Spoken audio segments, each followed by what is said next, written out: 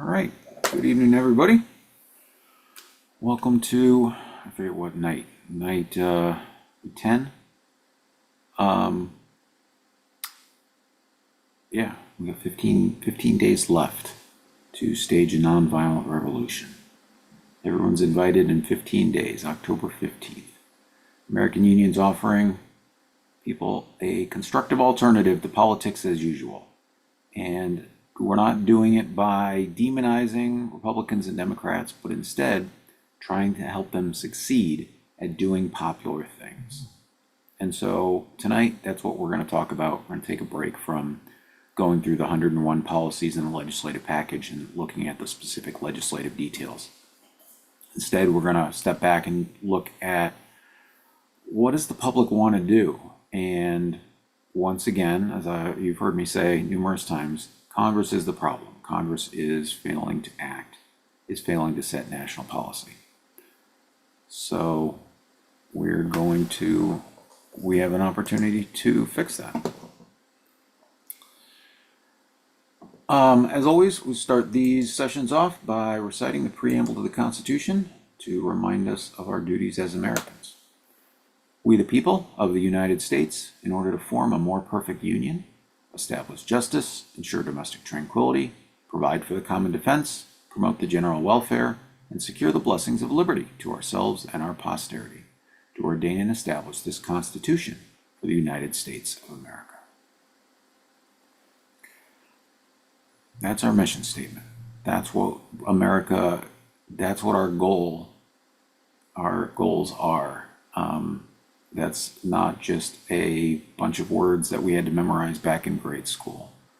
But the Constitution lays out 5 duties for each of us individually and for all of us collectively. And so the Trump-Biden peace plan, the Trump-Biden peace plan, 311-page legislative package. You can find a link to the text in the description below. 311-page legislative package will help get America back onto that track.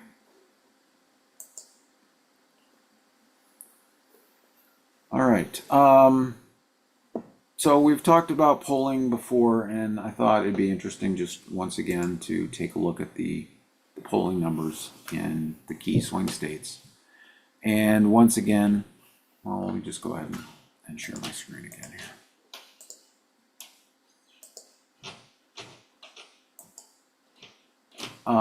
So these are those from 270 to win, and this once again shows us how close things are, how evenly divided we are as a nation. And you know, there's a reason for that, and part of it is that the two parties have it set up that way. They wedge us into opposing camps, and it's worked. Many tens of millions of Americans have been persuaded to hate their neighbors, to see their neighbors as immoral and untrustworthy.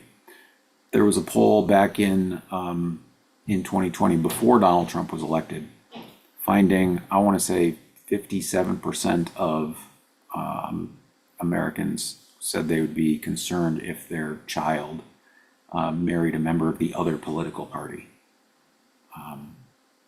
This polarization is not good. But as a tactical matter, this polarization is good for a union of swing voters. Again, let's look at these states. Nationwide, Harris leads 49.5 to 45.6. Looks like a little bit of an increase there in recent polls. Pennsylvania, key swing state. Harris is up by 1/10 of 1%. North Carolina, key swing state. Trump, 2/10 of 1%. Georgia, 6/10 of 1% for Trump. Maine's District 2 is just a single electoral vote. But in Michigan, Harris 1.5, Wisconsin, Harris 1.9, Arizona 1.9. So look at these 6 swing states where the margin of difference, the margin of no candidate has 50% in any of these states, but the percentage of the vote that would have to swing to flip flip the plurality to the other candidate in 6 different states is under 2%. It is very, very feasible for a union of swing voters to control the outcome of the presidential election. Let's look how many electoral votes we got. Pennsylvania and Arizona make 40. North Carolina, Georgia brings up to 72. Wisconsin, 82. And Michigan, 97. Did I add that right? Yeah, I think so.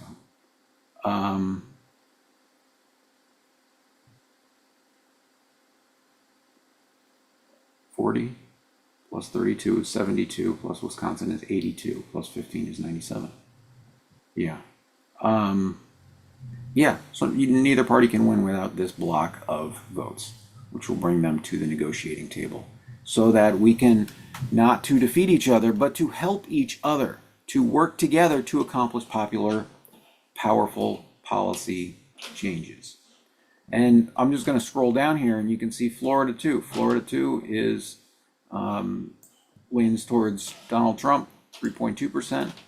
Then Iowa, again, Donald Trump's only polling 47%. Oregon, Harris is up by 5, but only at 49%. Alaska, Minnesota, Texas. Texas actually has 50.2, so we will stop our competitive ratings there. But what is that? 1, 2, 3, 9, 12. 12 states and one House district. That is where no candidate has over 50% of the vote. The time is right for a union of swing voters to come together. Let's look at these, because Americans very much know that the system is broken. This is a poll from last October. It's titled Americans' View of Need for a Third Major Political Party. But I want to read the question. I want to be clear about what people were asked. In your view, do the Republican and Democratic parties do an adequate job of representing the American people? Or do they do such a poor job that a third major party is needed? So this is a leading question. If you reframe this another way, that a third option is needed, I suspect you wouldn't see any substantial change in the polling numbers. The American Union offers that third way, not by trying to defeat the other political parties, but by trying to help them succeed at, remember what our 3 planks are: ending poverty, ending mass incarceration, ending the endless wars. Now our country can do this. That's what Martin Luther King said about a guaranteed annual income many years ago. Yeah, so people are deeply dissatisfied with Congress. Let's look at how unpopular Congress is. This is currently they are up to 20% popularity. But you can look at this chart over the last, since the turn of the century, and a couple of spikes in here. This spike right here, this was October 2001. It was at 50%, 49% earlier in the summer. But after the September 11th attacks, Congress's approval rating jumped 35%.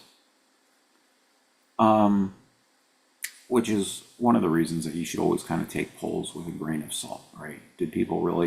Was Congress doing a magnificently better job after September 11th that 35% of people changed their minds? No, but patriotism can play a large role in these sorts of questions. Which I think, when you follow that train of thought logically through, shows us where we're at today. There was another spike in popularity after President Obama took office, peaked at near 40%, and then it dropped off, and for more than a decade, it never got back up to above 30% until spring of 2020 during the pandemic, and when Congress actually acted and actually did something and actually set some policy in a moment of crisis, their approval rating bumped up to 30%. Congratulations, I guess.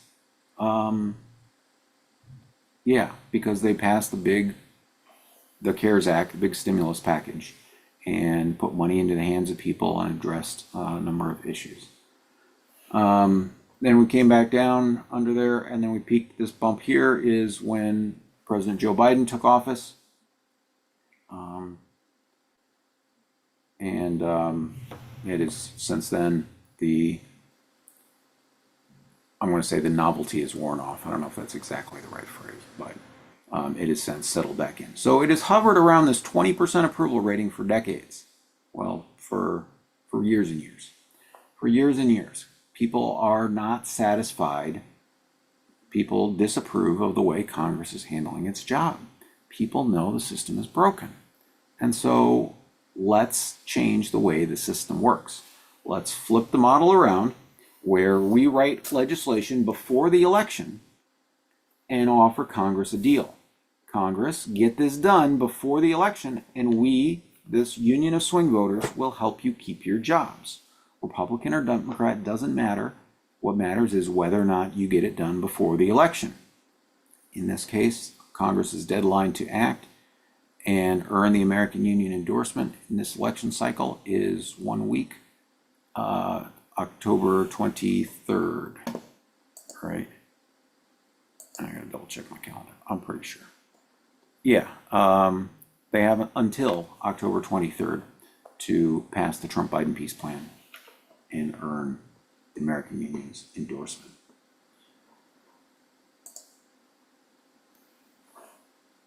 This is the thing about politicians, right? How they say a politician is someone who thinks the worst thing that can happen to the country is for someone else to get the job that he or she wants. And so politicians all want to get elected or reelected. So by using gamification, by saying, look, we want you guys to cooperate. If only one of you cooperates, they get all the benefit. And if both of you cooperate, then we all win. But by pitting not Republicans versus Democrats, but instead incumbents versus challengers, we can change the way that we can change the framework of the election. We can stop giving people reasons to be divided and instead give them a good reason to come together as Americans to do those things that the preamble says we should be doing. It's a much better positive vision of America than it is to say that the other political party will destroy our country. It's not good for our mental health to live in such a polarized, divided society. All right, so tonight I'm going to go through some of the policies that are in the Trump-Biden peace plan. There's 101 of them. You can find a link to a concise list, a single sentence summary of each one in the description below. And I've been able to find polling for about 40 of them. Some of them are a little too much in the weeds, but you get there's a good representative sample of polls on a lot of things that, spoiler alert, American people would like to see Congress accomplish. Once again, what's the question? Are you satisfied or do you approve of the way Congress is handling its job? No, people don't approve. People want to see problems addressed. People want to see issues resolved. People know the system is broken and that the whole system is dysfunctional. So what do you do about it? You build a better system. All right, so I'm going to pull up these polling numbers. They're grouped by subtitle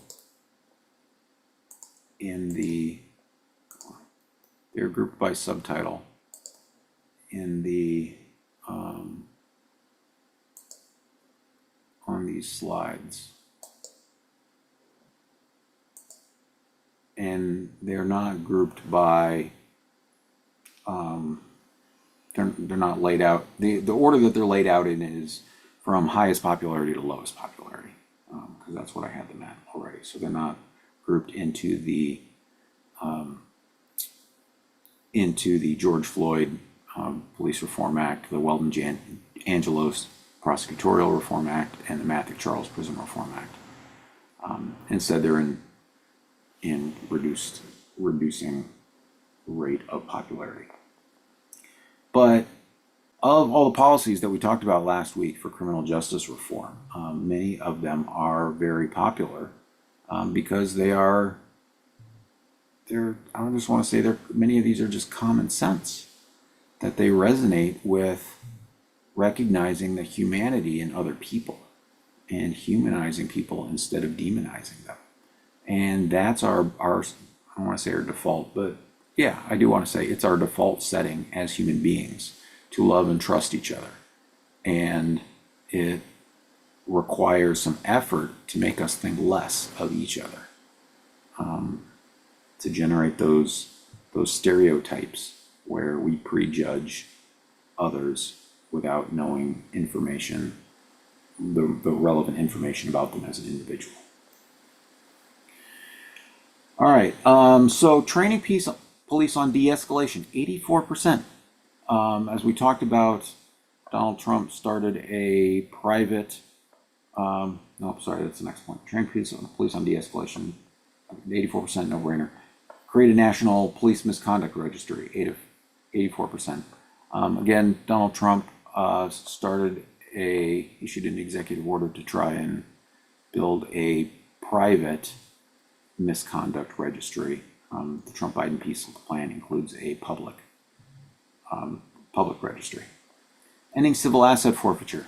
Again, taking people's stuff, even when they haven't been convicted of any crime, is clearly unfair, right? If you're gonna say somebody's guilty of something and that they have to have their things confiscated as a penalty, great, prove it in a court of law.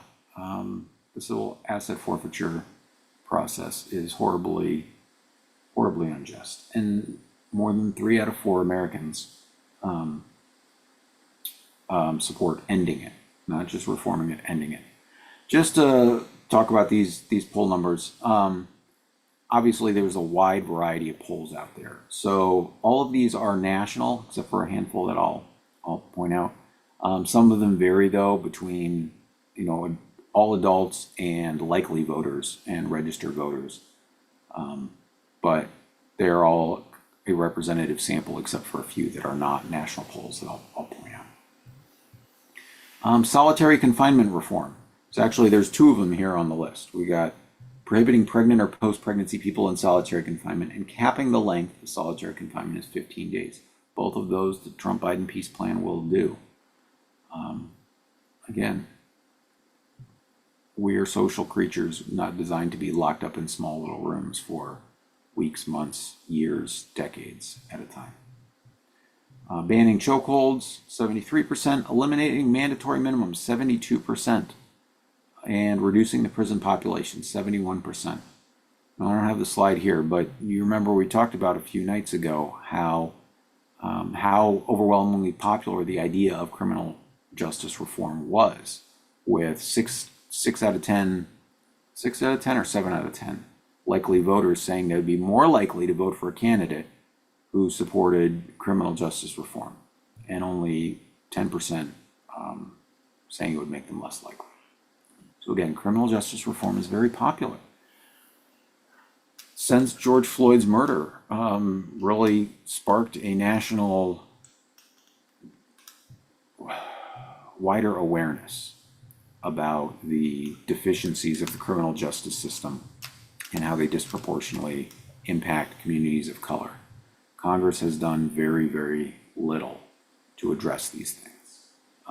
There's absolutely been some progress in state and local levels, but on a national level, Congress has not taken action, so we can help them. All right, where are we at? Changing direction on the drug war, 71%. Again, we cited the ACLU poll that found 83% said that the drug war had failed, and I think their polling number was 65% supported ending it. this polling was only on changing directions, so it pulls a little higher. Allowing sentence reviews for federal prisoners incarcerated more than 10 years, 69%. We talked about that's what the Matthew Charles Prison Reform Act will accomplish. Reforming qualified immunity, yes, we can reform qualified immunity, 66%. Allowing cannabis retailers to use the banking system, 64%. The Trump-Biden peace plan is broader, as in any retailer of recreational intoxicating substances would be able to use the banking system, but that was the only polling number I could find. And restricting no-knock warrants. Again, Breonna Taylor is just one of many victims of no-knock warrants that are inherently adversarial. Right? There's nothing about breaking someone's door down and rushing in that is that is not yeah, I don't know what else to say about it. All right. Restore full access to Pell Grants for the incarcerated, 57%. This is, as I said, this is one of the things that Congress has in fact made progress on in restoring access to Pell Grants for the incarcerated. The Trump-Biden peace plan would just simplify it a little bit more to remove the statutory prohibition instead of creating a streamlined bureaucracy for incarcerated people. All right, Title II, ensure domestic tranquility. We talked about these things last night, and all of these provisions, these all have majority support. So on the gun side, requiring universal background checks for guns, 86% support. That is, I believe, is the highest percentage of any policy in there. And Congress knows this. Congress is well aware that it has been a popular policy for many, many years, and yet Congress fails to act. We'll talk about that a little bit more as we go along here. Banning bump stocks, 72%. That's on the gun side. On the abortion side, changing the Comstock Act so it no longer applies to abortion is exactly what the Trump-Biden peace plan does, 66%. Guaranteeing a federal right to abortion, 62%. And when you get into a little more details about exactly what that means, codifying Roe v. Wade drops to 54%. Still a majority, and still a majority. Codifying the Hyde Amendment, 58%. And I want you to look at these two numbers. So guaranteeing the federal right to abortion, 62%. Codifying the Hyde Amendment, ensuring that no federal funds go for elective abortions. And so I think this really highlights the absurdity of painting political parties as being all in one camp or all in the other, and as being able to represent the American people. Because obviously you've got a majority, not even a narrow majority, that is saying, yes, let's restrict access to abortion in the sense that federal funds won't be used on it, and let's also ensure a federal right to abortion. So the slippery slope here ought to be towards the middle and not towards one of the extremes. All right, Title III, provide for the common defense. We're going to get into this one, start into this tomorrow. Adopt a no first use policy on nuclear weapons, 67%. Look, nobody wins with a nuclear war. Nobody wins. So let's formally establish a no first use policy on nuclear weapons. Reducing the number of ICBMs, that stands for Intercontinental Ballistic Missiles, 61%. And the Trump-Biden peace plan will cut our nuclear stockpile in half by 50%. So it won't, a large portion of our stockpile is just sitting in storage, actually. So it would be, most of that would be decommissioning those existing nuclear weapons, as opposed to actually demolishing the number of ICBMs. However, it would restrict upgrading the ICBMs that we have and building a new generation. Well, we'll talk more about this tomorrow. All right.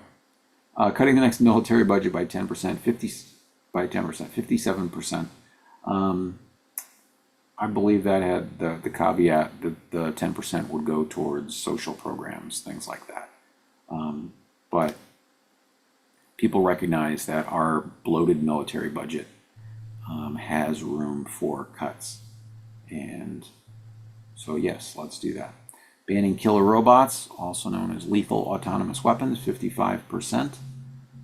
Stop selling military equipment to police departments, the 1033 program. This is another aspect of criminal justice reform, of not, toning down the militarization of the police. That's got 51%. Repeal the 2001 authorization for use of military force, 50%, and the 2002, 53%.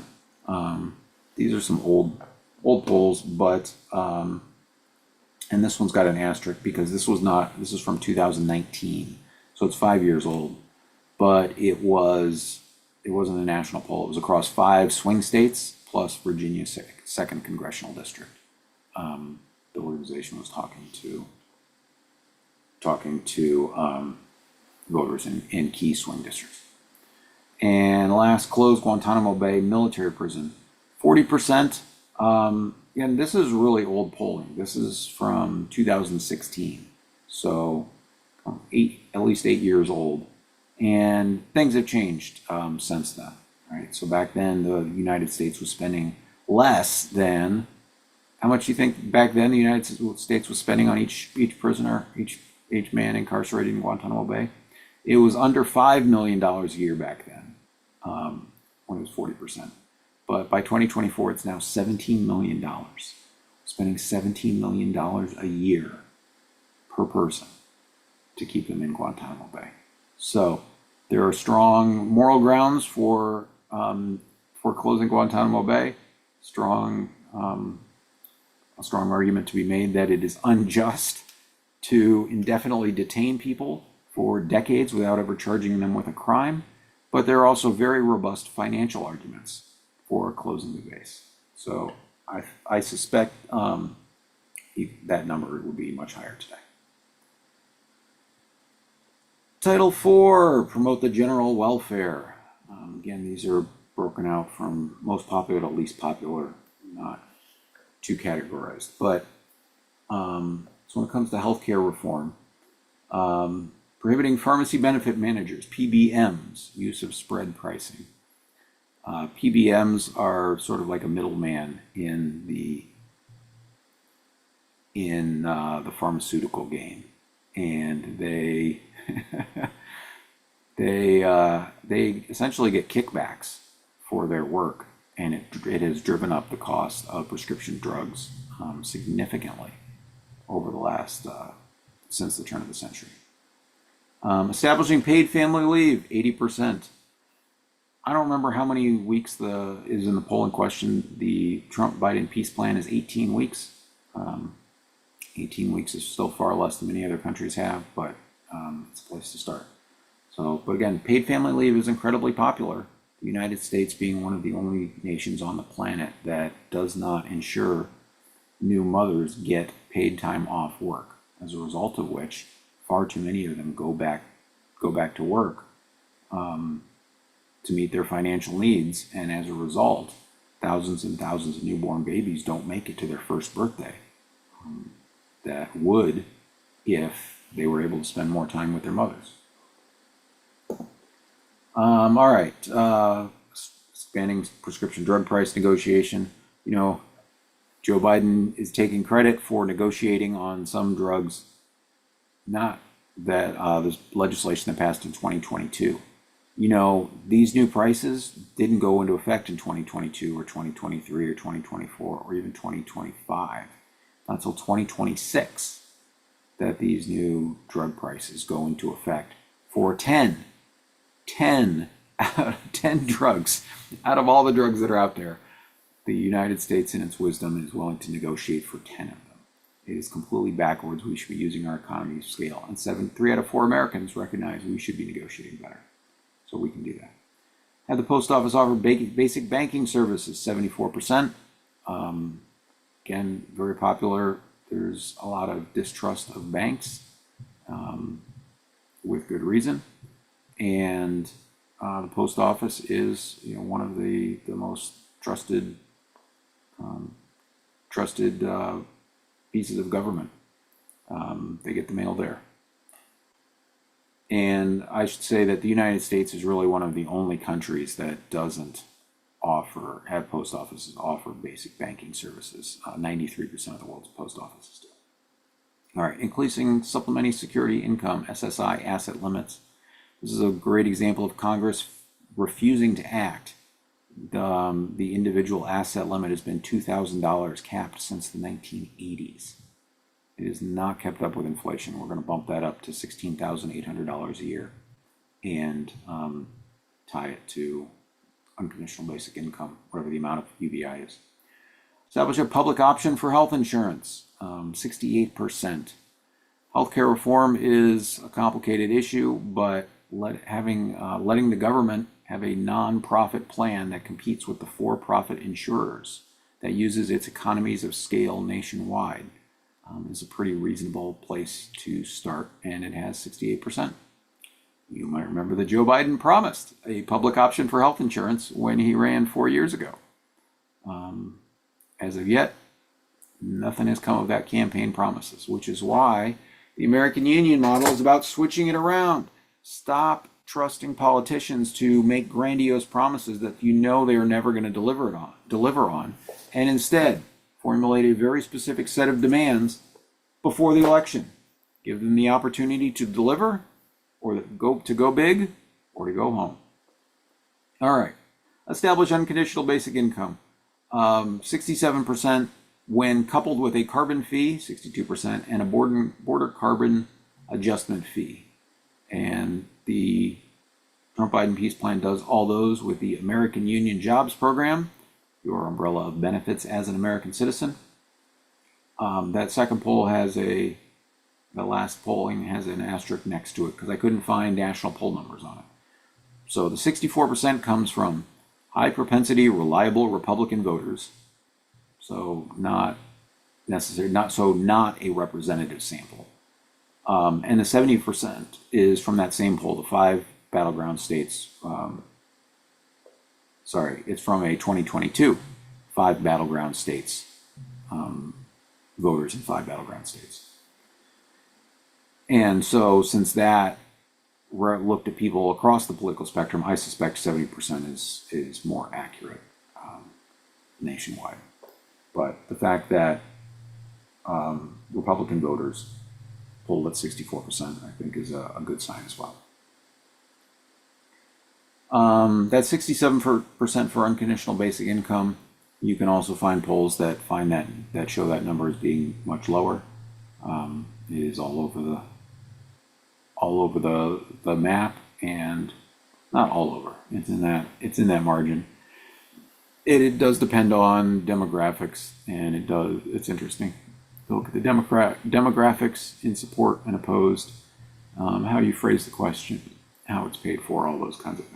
But we do have a poll of 67% when coupled with a carbon fee and carbon adjustment fee. Because, well, we'll talk more about UBI, don't worry. All right, Title V, lots of good stuff in here. In order of descending popularity. Establish a policy to reduce single-use plastic. 81% people know plastic is harming our environment, harming our, they know that single-use plastic is a problem that needs to be addressed. Congress is not doing anything. There's supposed to be a United Nations treaty being developed to address it.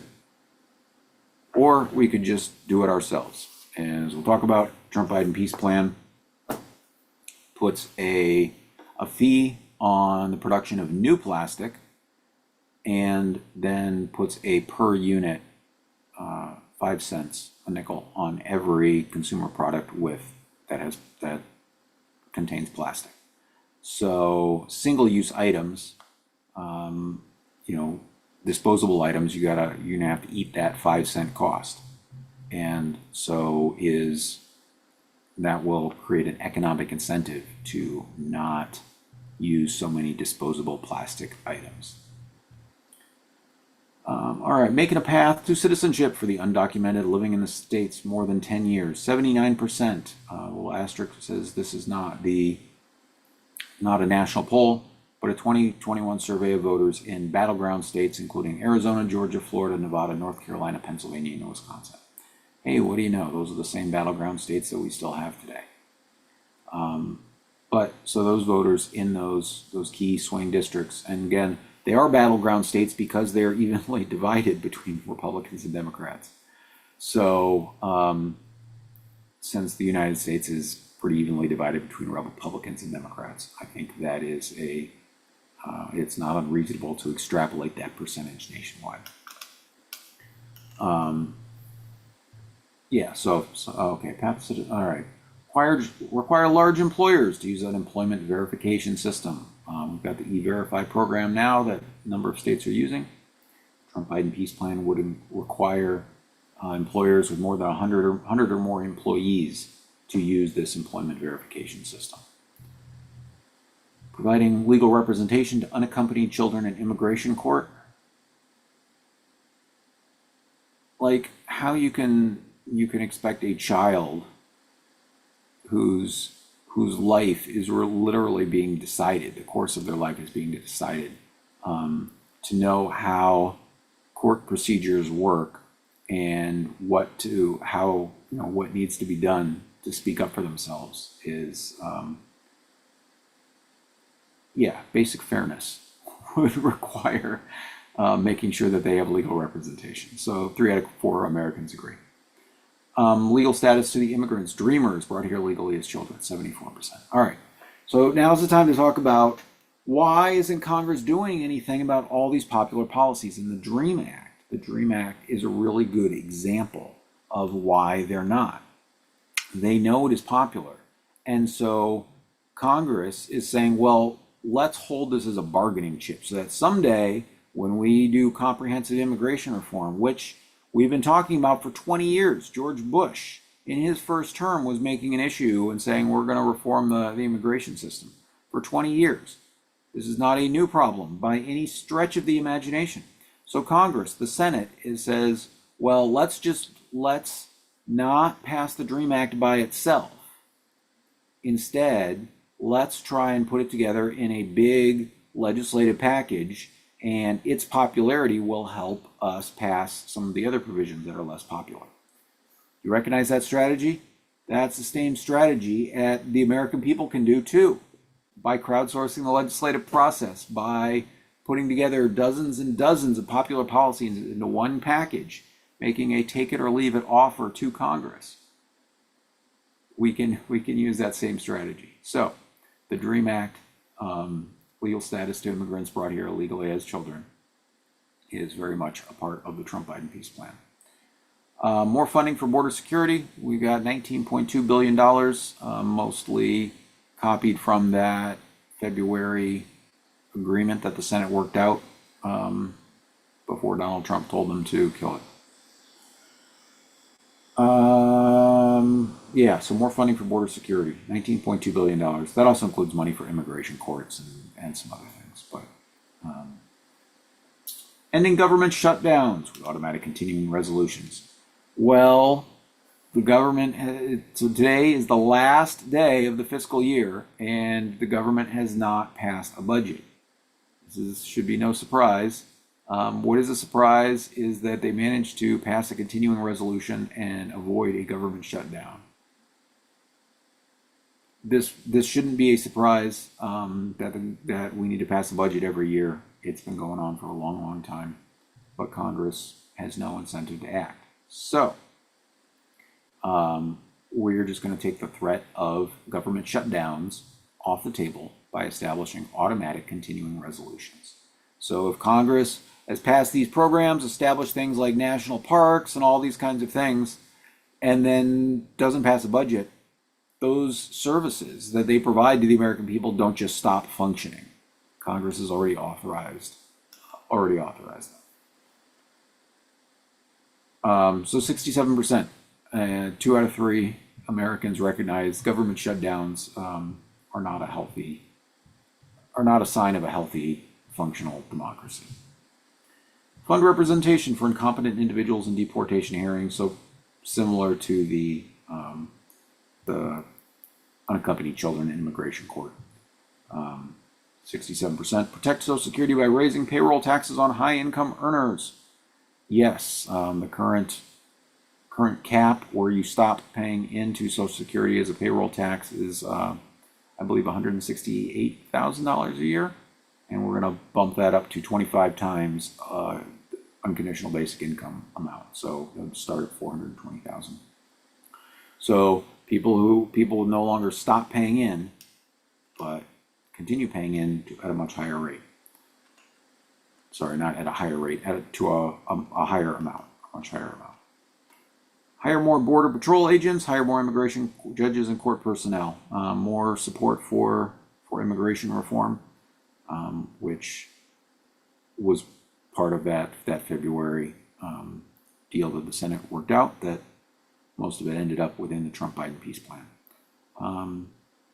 Because once again, we've already they worked out a middle ground and then didn't act. Congress failed to act. And I'm frustrated about it. And I am not the only one. There are so many people who know that Congress is the problem. Again, with 20% approval rating. And yet, so many of them are going to get reelected this year. Because the metric that so many of us are using to judge our political candidates by is their political party. And so Republicans and Democrats, their only fear is being held accountable in a primary, in a gerrymandered district, which exacerbates the polarization and gives them an incentive to pander to the base by endorsing extreme positions to avoid a primary on both the Republican and the Democratic side.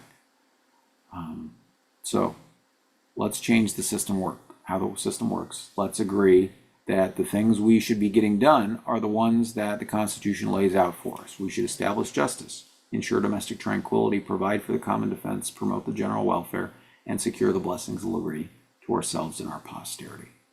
It's worth pointing out again that which one of those 5 duties comes last: ensuring the blessings of liberty to ourselves and our posterity.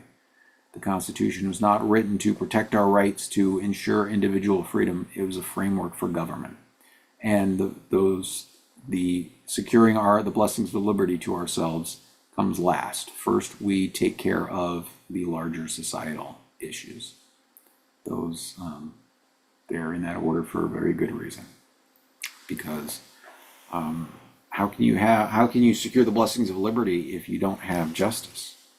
How can you secure the blessings of liberty if you're at risk of being invaded, or the general welfare of the society is breaking down?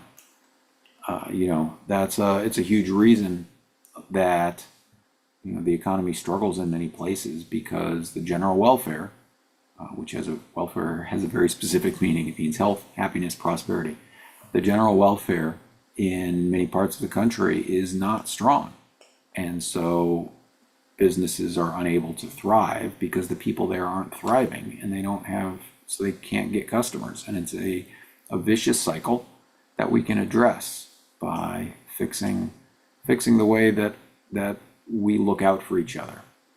So we'll talk about next week, I think, the best way to look out for each other. The best way to end poverty is with unconditional basic income, end mass incarceration with major criminal justice reform, and end the endless wars.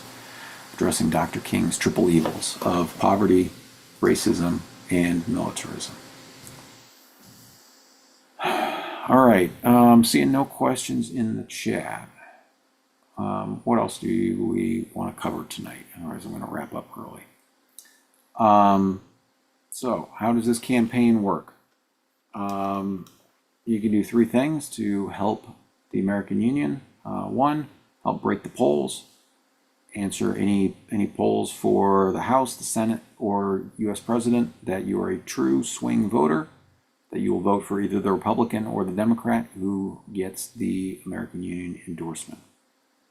We talked about game theory last week, and this is very much part of that, because swing voters are the ones who have the power, as we've seen in those polls. Second, you can become a dues-paying member of the American Union by visiting our website, contributing 25 cents a day, $7 a month, to become a member. And last, you can commit to de-escalating the 2024 election, to pledging to vote with the American Union on Muster Day, October 15th. October 15th is a national fast for peace.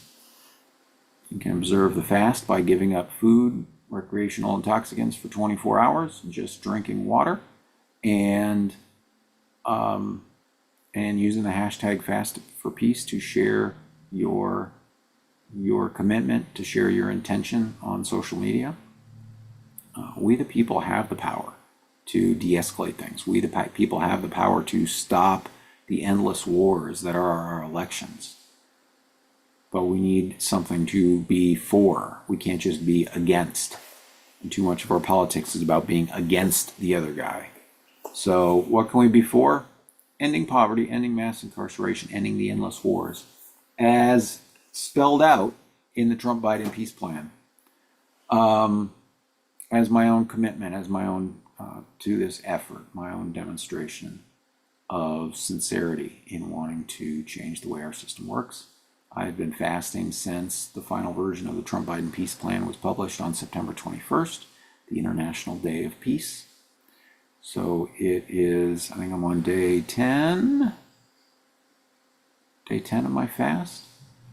Feeling good. My weight's at 190 pounds, so good, healthy amount. I got more fat to burn, and yeah, the fast is going good, and I will continue fasting until October 15th.